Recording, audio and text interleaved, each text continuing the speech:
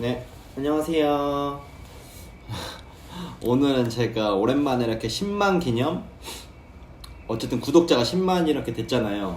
신사임당님 채널에 한번 나오고 나서 거의 1만 가까이가 쭉 늘었는데 되게 단기간에 10만이 된 것 같아요. 그래서 여러분들한테 너무 감사드리고 제가 할 수 있는 게 뭐 Q&A 영상, 이제 여러분들이 궁금하신 것들 제가 하나하나 모아서 계속 이렇게 이런 식으로 답변을 드리는 게 좋을 것 같아요. 제가 매번 이렇게 DM이나 메시지로 이렇게 전달하는 데는 한계가 있기 때문에 영상으로서 그걸 많이 모아서 한 번에 이렇게 영상으로 정리해 주는 게 깔끔하지 않나 라는 생각이 듭니다. 그리고 많은 분들이 공감하실 내용도 있을 수도 있고요, 아닐 수도 있고, 자기 수준에 맞는 질문이 아니더라도 되게 관대하게 받아들이셨으면 좋겠습니다. 그럼 첫 번째 질문은 FXDX라는 님이 질문해 주셨는데, 편집자는 따로 안 구하시나요? 라고 했는데, 편집자는 이제 구하려고 합니다. 기존에 2명이 있었는데 그분들이 잠시 동안 또 일을 못하게 돼가지고 같이 이제 못하게 돼서 새로운 분들을 찾아야 되는 시점입니다. 다음 질문은 다음 질문 되게 긴데요.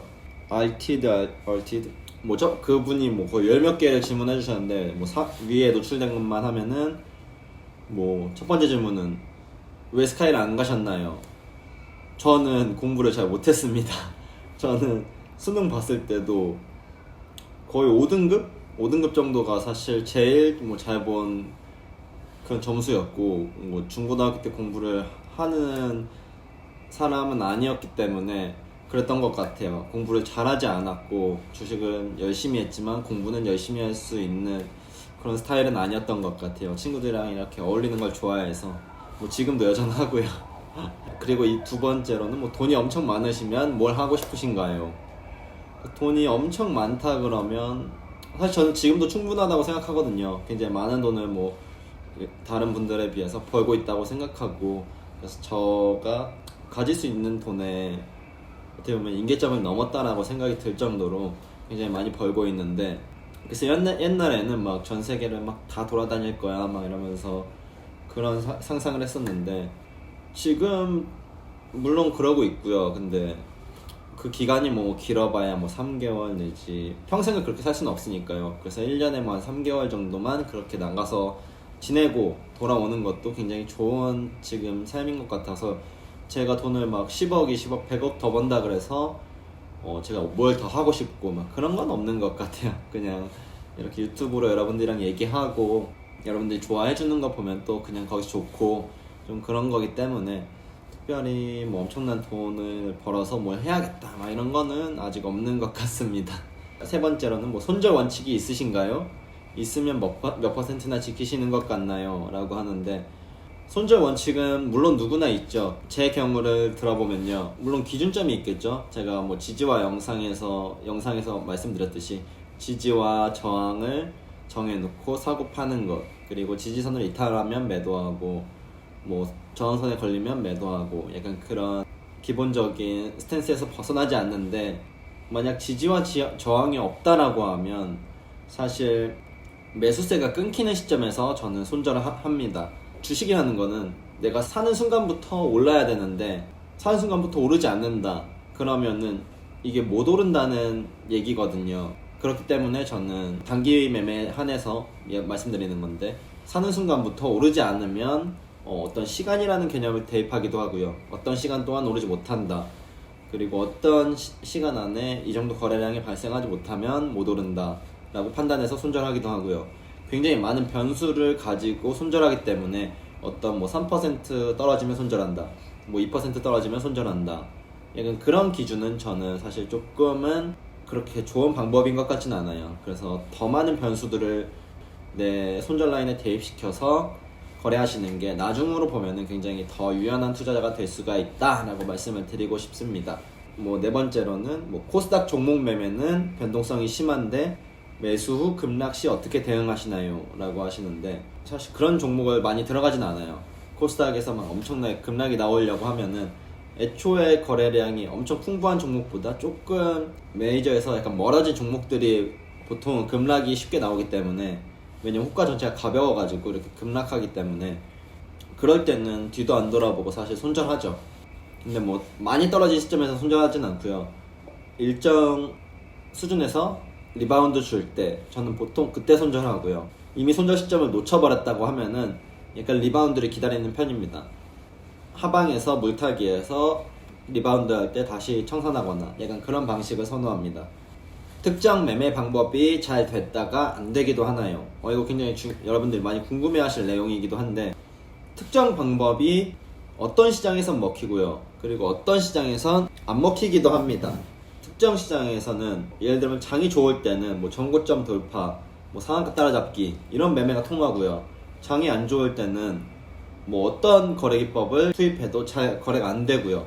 그래서 장이 좋을 때는 많은 거래 수단들이 성공률이 높아지고, 장이 안 좋을 때는 다 같이 떨어지고, 그래서 시기에 맞는 거래 패턴을 대입시켜서 거래하는 것도 굉장한 능력이다. 그래서 여러분들이 그거에 맞는 데이터를 쌓아나갔으면 좋겠다라는 생각을 합니다. 이분 질문이 너무 많아서 다음 질문으로 넘어갈게요. 다음 질문은 뭐 민수채, 형 목걸이 어디 거야? 라고 하셨는데, 뭐 제가 목걸이 항상 많이 하고 있는데요. 이거 많은 분들이 물어보셨는데 그냥 이건데요. 그냥 티슈컬러 밴드라는 브랜드인데 제 친구들이 많이 하는 브랜드예요. 제 친구들이 뭐 패션도 많이 하고 뭐 안경도 만들고 막 이런 여러 가지 패션도 하고 막 그림도 그리고 음악도 하고 그런 친구들이 제 주변에 많은데, 제가 막 주식하는 사람들을 많이 만나려고 하지 않는데, 과거에는 그랬었는데 이 생활 너무 오래 하다 보니까 조금 더 그런 예술하는 친구들이나 다른 분야의 친구들을 훨씬 만나는 게 즐거워서 그런 친구들이랑 많이 어울리다 보니까 뭐 자연스럽게 그 친구들의 뭐 아이템, 뭐 음악 그런 것들을 많이 듣게 되고 그러는 것 같아요. 네, 뭐 다른 분 부킴이라는 님이 뭐 질문을 해주셨는데요. 전업 투자를 20대부터 시작하셨다고 했잖아요.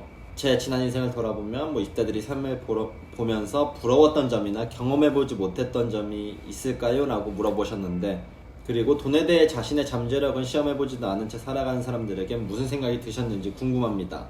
하찮다고 생각하셨을라나요? 라고 하셨는데, 글쎄요, 다른 평범한 20대 분들과 저는 물론 확연하게 다른 삶이죠.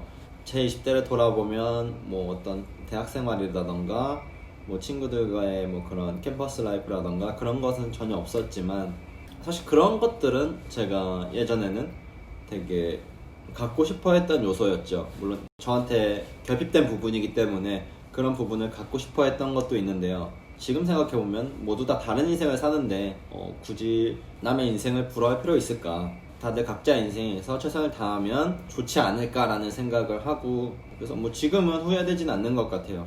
그리고 뭐 돈에 대해서 자기네 잠재력을 실험해보지도 않은 채 살아가는 사람들은 어떤 생각이 드냐고 하셨는데, 글쎄요, 그거에 대해서는 잘 생각해보지 않은 것 같아요. 자신의 잠재력을 테스트한다는 게 잘 뭔지 모르겠고, 뭐 주식 투자를 하는 것도 뭐 자기 자신을 테스트하는 거일 수도 있는데, 그걸 안 한다 그래서 하찮다라고 여기지는 않고요. 글쎄요, 잘 모르겠네요. 네, 이 질문은 뭐 잘 이해가 안 돼서 패스하고요. 다음 질문. 현재 트렌드라고 하는 플랫폼주의, 2차전지 이런 거는 현재 주도주의고 트렌드인 건 알지만 너무 날아가고 있는데 그래도 매수를 하는 건가요? 아니면 상황을 지켜봐야 하는 건가요? 상황을 지켜볼 땐 어떻게 하다가 매수해야 하는지요? 이런 주식 사실 많죠.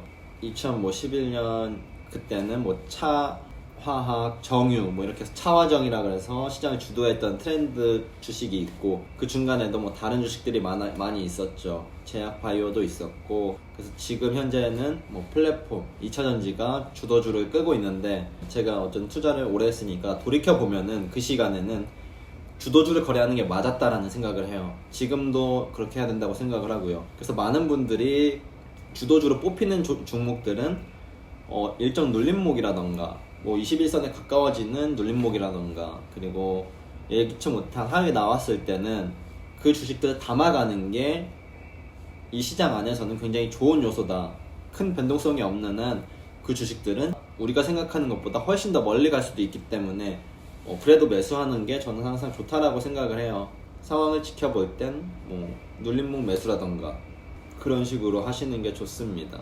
근데 예기치 못한 이 증시를 끌어올리고 있는 근본적인 변수가 바뀐다 그러면 뭐 예를 들면 이런 거겠죠. 저금리 기조 상황에서 많은 유동성들이 주식시장으로 들어오고 있는데, 만약 저금리 시대가 끝났다라고 하면 이거는 시장 전체가 바뀌는 이슈이기 때문에, 저는 이런 시점에서는 뭐 주도주를 매수하라 이렇게 하진 않지만, 저금리 기조가 계속되고 어떤 시장의 유동성들이 계속 들어오는 시점에서는 주도주를 계속적으로 따라다닐 필요가 있고 담아서 끌고 갈 필요가 있다라는 생각을 합니다.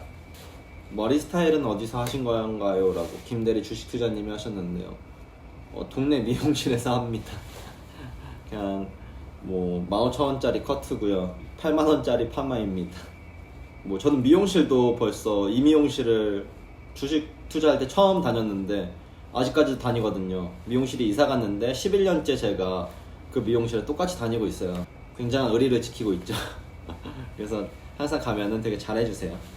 뭐 용영이 후계자는 안 키우실 것인지 라고 하셨는데, 글쎄요, 뭐 제가 아직 그럴 역량이 있나 라고 생각을 많이 하고요.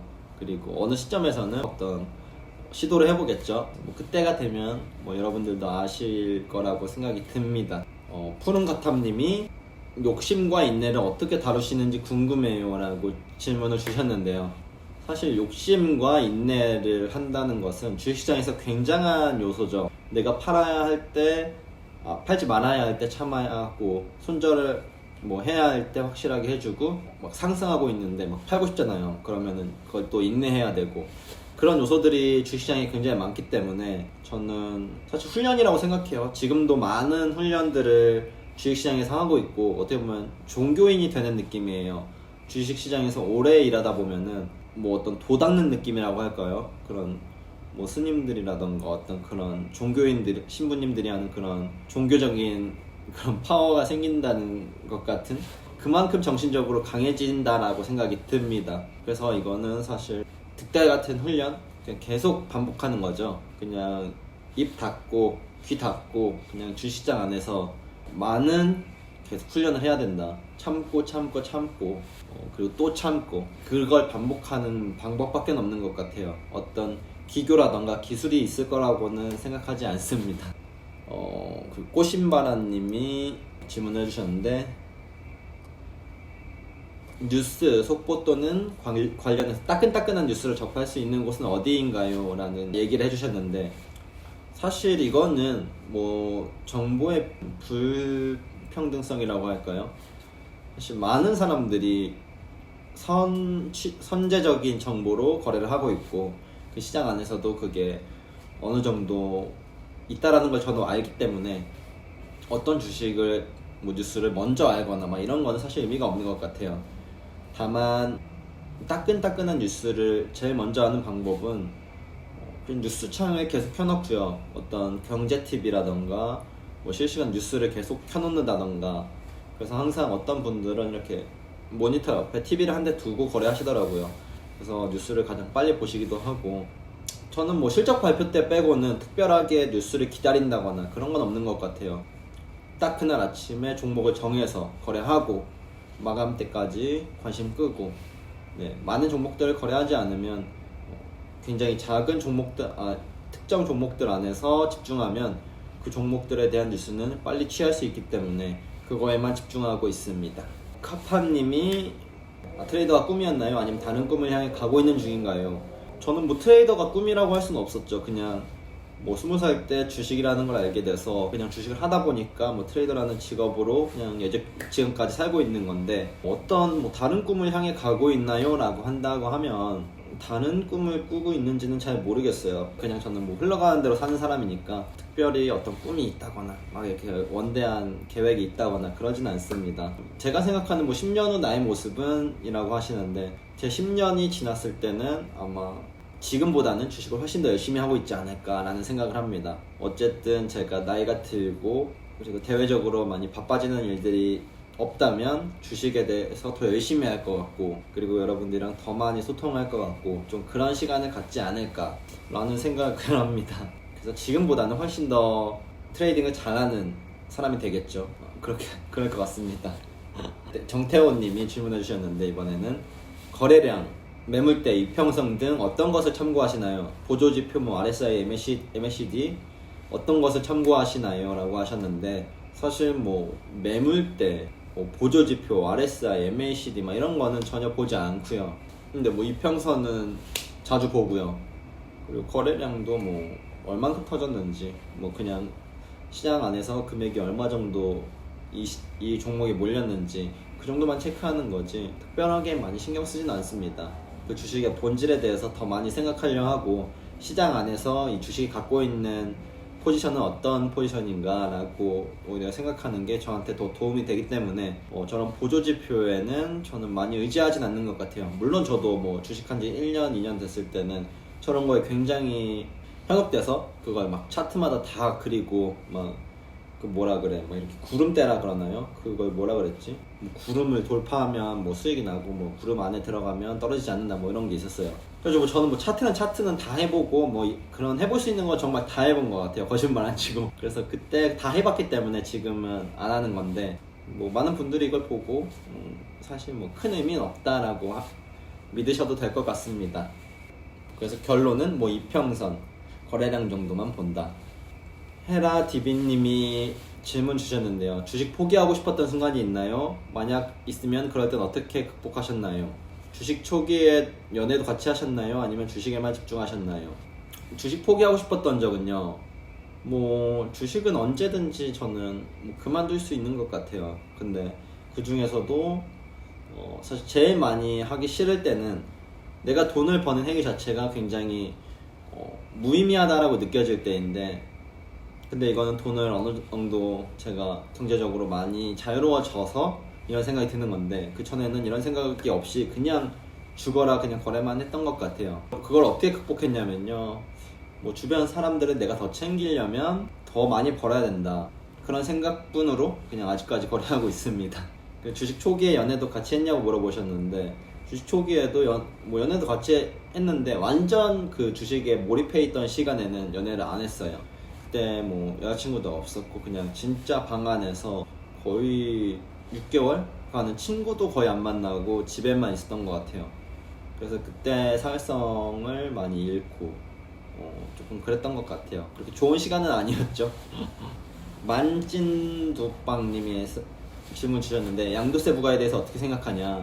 사실 저는 뭐 이렇게 좋은 건 아닌 것 같아요. 거래세를 없애면서 뭐 양도세를 부과하겠다 그러면은 뭐 세금을 이렇게 투영하는 방식이 바뀌었다라고 생각이 들 뿐인데, 사실 제 입장에서 본다 그러면 뭐 거래세가 완전히 없어지는 것도 아니고, 그런데 양도세는 내야 되고 라고 하면 굉장히 불합리한 거죠. 어떻게 보면 거래세를 줄여주고 양도세를 가져가겠다는 건데, 굉장히 불합리하다. 한국 시장 안에서도 글쎄요, 막 이렇게 좋은 건 아닌 것 같아요. 거래세가 완전히 없어지면 뭐 저는 좋지만, 근데 많은 분들이 거래세도 내야 되고 양도세도 내야 된다 그러면 그렇게 좋은 방향은 아닌 것 같다. 만약 거래세가 없어진다 그러면 양도세 부과는 저는 뭐 개인적으로 저만 생각한다 그러면 저는 좋은 것 같아요. 단기 투자자들한테는 그게 훨씬 더 이익이니까. 30만 원에서 시작할 때 어떤 방식으로 투자했나요? 분산 투자했나요? 아니면 집중 투자했나요? 30만 원에서 거래를 할 때는 사실 분산하기엔 너무 적은 돈이죠. 집중 투자 완전 했죠. 리스크도, 레버리지도 많이 썼고요. 그래서 계속 복리로 했기 때문에 그런 뭐 스노우볼이라고 하나요? 그게 굉장히 빨리 커졌던 것 같아요. 그래서 소액이었을 때 저는 분산 투자는 안 했던 것 같아요. 종목을 압축해서 그 종목 안에서 거의 피를 빨 정도로 계속 빨대를 꽂고 그 종목 하나만 계속 따라다니면서 뭐 하루에 1%, 2%, 3%, 4% 막 이렇게 계속 내면서 그 수익을 계속 쌓아나갔던 것 같습니다. 제이님이 하루 평균 거래 횟수 궁금합니다 라고 하셨는데, 하루 평균 횟수는요, 저는 아직도 되게 불특정하다 그러나요? 불균형하다 그러나요? 뭐 하루에 10번 할 때도 있고요, 한 번 할 때도 있고, 그래서 굉장히 유동적으로 움직이기 때문에 몇 번이라고는 얘기할 수 없습니다. 다만 이제 과거보다는 훨씬 더 적어졌다. 과거엔 진짜 거짓말 안 보태고 하루에 100번 거래할 때도 있었거든요. 그래서 한 달에 막 세금만 막 5천만 원, 3천만 원 낼 때가 있었는데, 뭐 그때에 비하면 지금은 훨씬 거래 수가 줄었기 때문에 그때보다는 조금 덜 피곤한 거래를 하고 있다라고 할 수 있습니다. 정말 궁금한 게 있습니다. 정성원님이 물어봐 주셨는데, 주식은 열심히 하면 늘 수 있는 실력의 영역인가요? 아니면 경험과 감을 바탕으로 하는 재능이나 운의 영역인가요? 이거 굉장히 많은 분들이 물어보시는데요. 저는 확실하게 얘기하면 월 1000만원의 영역에는 내가 한 달에 주식으로 월 1000만원을 벌겠어 라고 하면 노력으로 이루어지는 부분인 것 같아요. 근데 내가 한 달에 1억을 벌겠어, 나 1억을 버는 트레이더가 될 거야 라고 하면 사실 어느 정도 제가 느끼는 거는 경험도 풍부해야 되고요. 그리고 이 감이라는 거는 단순히 재능이 아니거든요. 이것도 훈련된 어떤 경험에 의한 감이기 때문에 제 생각에는 재능이라고 하죠. 신의 선물이라고 할까요? 그 신이 주는 어떤 그 주식시장 안에서 그런 재능이 있어야 한 달에 몇 억을 버는 트레이더가 될 수 있고, 그렇게 생각합니다. 저한테 그런 재능이 있는지 없는지는 잘 모르겠어요. 저도 지금도 열심히 하면 제가 한 달에 1억은 벌 수 있지 않을까라고 생각은 하는데, 그렇게까지 열심히 하고 싶은 마음은 들지 않고요. 운의 영역은 확실히 아닌 것 같아요. 네, 그럼 다음 질문. 호가창에 의한 의존한 스캐핑 위주이신가요? 스캐핑 하실 때 경험으로 쌓인 감으로 유동적으로 매매하시는 건가요? 아니면 기준을 확고하게 지키시려 하나요? 전부 다 포함하는 것 같아요. 호가창에 의한 스캘핑도 하고요. 스캘핑을 할 때 경험으로 쌓인 감으로 하기도 하고요. 그리고 어떤 저만의 기준을 확고하게 지키기도 하고요. 그러니 굉장히 어떤 감에만 의존한다고 할 수도 없고요. 제 영상들을 많이 보시면 알겠지만 저는 꽤 합당한 투자 논리로 접근하기 때문에 단순히 단타 종목을 뽑는 거에 있어서도 어설픈 종목에는 들어가지 않고요. 그리고 저는 제가 갖고 있는 어떤 테크닉이나 그런 것들을 기반으로 좋은 종목에서 거래하려고 하는 패턴을 최대한 이어가려고 하고 있습니다. 그렇기 때문에 어떤 모멘텀이라던가 펀더멘탈도 시간 날 때마다 분석하고 그 종목들에 대한 데이터도 계속 가져오고 그걸 게을리하지 않고 있다. 단순히 호가창에 의존한 스캘핑만으로는 저는 큰 트레이더가 될 수는 없다고 생각을 해요. 단순히 한 달에 천만원, 몇천만원 버는 트레이더가 될 수는 있겠지만 이 큰 시장으로 나가기 위해서는 그런 것들이 필요하다. 그래야 억대 트레이더, 몇십억짜리 트레이더가 될 수 있다라고 생각이 됩니다. 그리고 마지막 질문인데요. 버서크님이 해주셨는데, 기법, 신법, 계좌관리 중에서 가장 중요한 것은 무엇인가요? 라고 하셨는데, 추격매수, 내동매매는 어떻게 하면 줄일 수 있을까? 질문이 한 개가 아니었네. 이 작은 줄에 질문이 3개가 있는데요.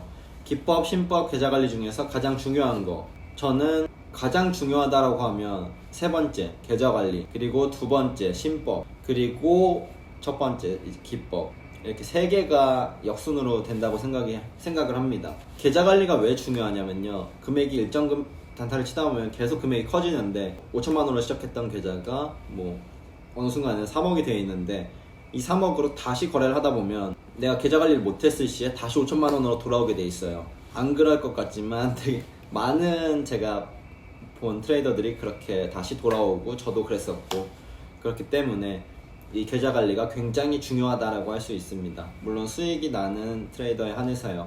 그리고 신법도 굉장히 중요하죠. 이거는 트레이딩을 하시는 모든 분에게 해당되고요. 그리고 가치 투자를 하시는 분들도 해당되고, 투자를 하는 모든 행태에서 이 신법이라는 게 유효하고요. 신법이라는 게 단 투자의 영역에서만 아니라 인생에서도 굉장히 중요하지 않나라는 생각을 합니다. 그리고 기법이라는 것은 많이 알면 좋지만 생각보다는 그렇게 많이 몰라도 이 뒤에 신법이라던가 계좌관리가 명확하다고 하면 기법은 어느 순간에는 자기만의 철학이 녹아들어서 자기만의 기법이 생길 거다라는 생각을 합니다. 저 또한 그랬고요. 그리고 추격매수, 내동매매는 어떻게 하면 줄일 수 있을까? 이건 굉장히 깔끔해요. 제가 옛날에도 많이 말씀드렸죠. 자기 거래하는 걸 녹화해서 다시 봐라. 그러면 내가 추격매수하고 내동매매할 때 그 영상을 다시 보면요, 되게 바보 같아요. 여러분들이 사지 말아야 될 때 사고 팔지 말아야 될 때 파는데, 그걸 내가 장이 끝나고 나서 다시 보면은 굉장히 신선할 수 있어요. 근데 그걸 계속 반복하면은 내동매매랑 추격매수는 엄청 많이 줄어든다라고 확신할 수 있습니다. 제가 그렇게 추격 매수랑 내동 매매를 많이 고쳤어요.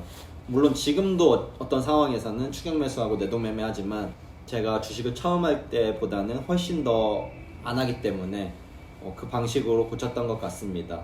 그리고 제일 감명 깊게 읽은 주식책 하나를 고르라고 하면 그 시장의 마법사들이죠.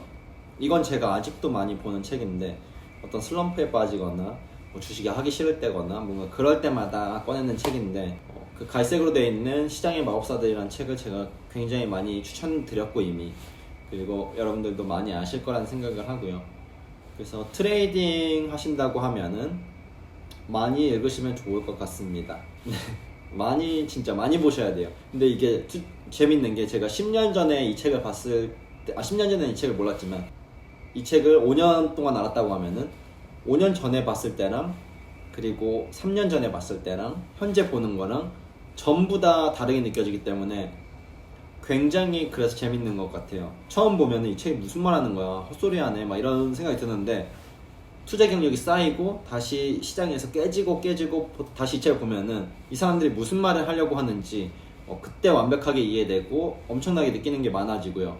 그리고 더 나아가서 내가 투자자로서 어느 정도 뭔가 인사이트가 생겼다 그리고 경력이 깊어졌다라고 해서 다시 보면은 그땐 또 다른 모습들이 보여요. 그래서 굉장히 재밌는 책이라고 할 수 있고 여러분들이 투자를 오래 하실 거다라고 하면 그 책을 한 번씩 보시는 걸 추천드립니다.